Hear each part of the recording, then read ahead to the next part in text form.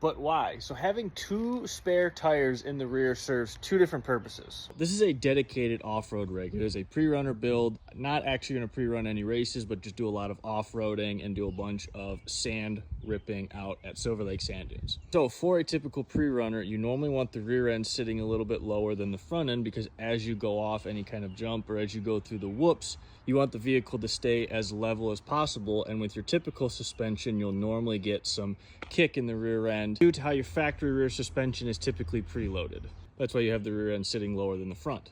And this kind of shows an exaggerated picture of it because we have weight in the rear and we don't have the engine in the front of the truck right now because I'm rebuilding it. One of the things of having the dual spares and the tire carrier in the rear is it gets some more weight bias to the rear of the truck.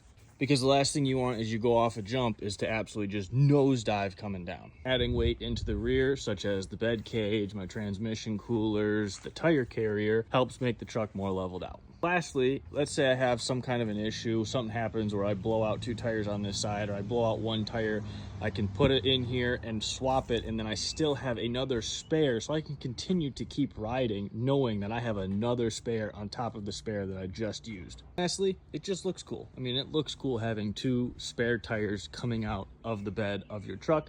And, you know, as you can see, my bed is super chopped up to begin with. I mean, we're missing all that there. We had to cut out stuff for the bed cage. Like, it's already not really a bed, so I don't really need it for hauling anything. So yeah, that's why.